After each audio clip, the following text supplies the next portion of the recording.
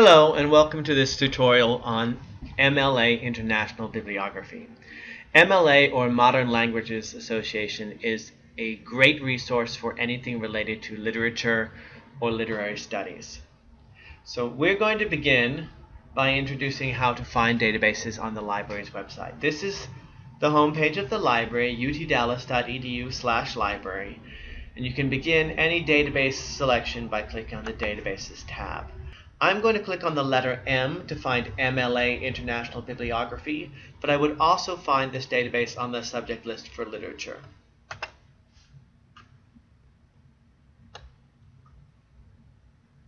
These are in alphabetical order, so MLA is actually the last of our databases under the letter M, and the title of the database is the link to open the database.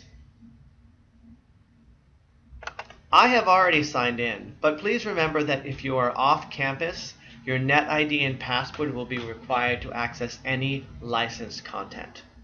I'm preparing this tutorial using examples for Dr. Murphy's class on gender and disease in literature, but you can extrapolate the things that I demonstrate to other topics in this area.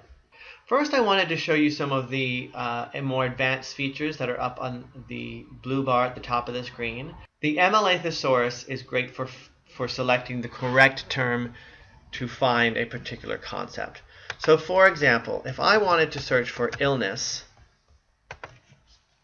in the thesaurus, the search results suggest that sickness is a more effective term, meaning when they index by topic, sickness is the term that MLA uses. If I click on sickness, it will show me other related, and I can also see narrower terms. So sickness is our broad term. Chronic illness, convulsions, mental illness, nausea, nosebleed, these are more specific terms. And if I scroll to the bottom of the page, it will show me that sickness is used to refer to illness, infirmity, or malady. So all of these terms, when they show up in a source, are cataloged under sickness. Let's go back to our search. I'm going to start by entering the term gender in the first box. As I type, notice that the database is suggesting terms. So here, for example, is a really good choice. In this example, gender or sex or male or female or man or woman, alternative terms have been entered in to allow for different ways of addressing this topic. And in the second box, I'm going to enter sickness, and likewise I'm going to choose illness or disease, although I already know that sickness is probably the term that's going to be the most effective. Now when you're looking for something for a historical period, and for Dr. Murphy's class we are looking at the period from 1500 to 1700, it can be problematic because you might enter 1500s or 16th century or 16th century, etc. One of the advantages of using more specific databases that have a targeted topic area is they often have more advanced limits to help you out.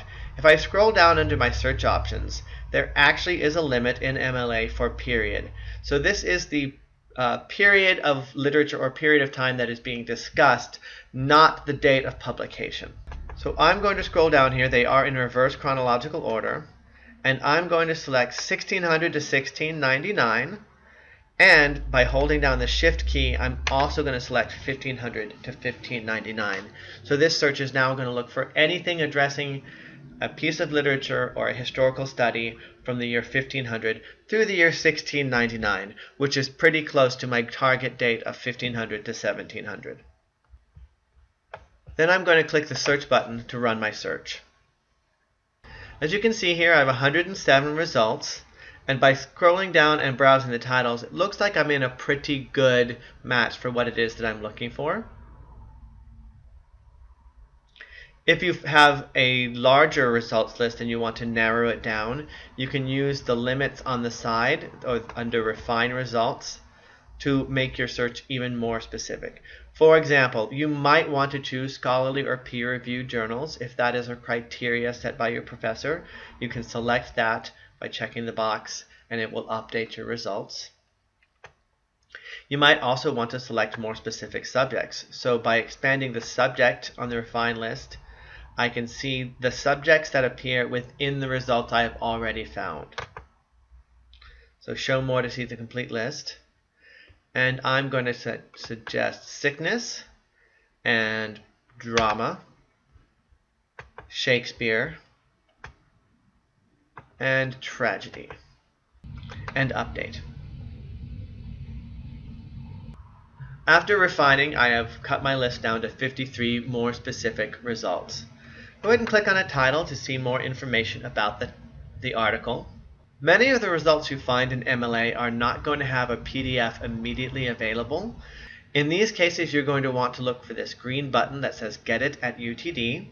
When I click the Get It button, it will load a page that has searched our catalog and has found that we do subscribe to the Modern Language Review, and we have it in JSTOR. You see the link under View Online. Let's return to our search results in MLA International Bibliography. Scroll down just a little bit further. So I do want to point out that the Get It button also works for books. So here is a reference to a book. Click on Get It at UTD. Many of our books are available electronically, so here is a link to a Cambridge ebook. So this has been a quick introduction to using MLA for research.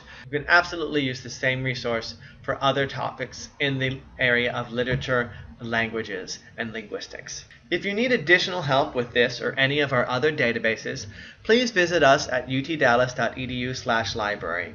On the right-hand side of the screen, there's a chat box. You can contact us, and we will help you with whatever research problems you have.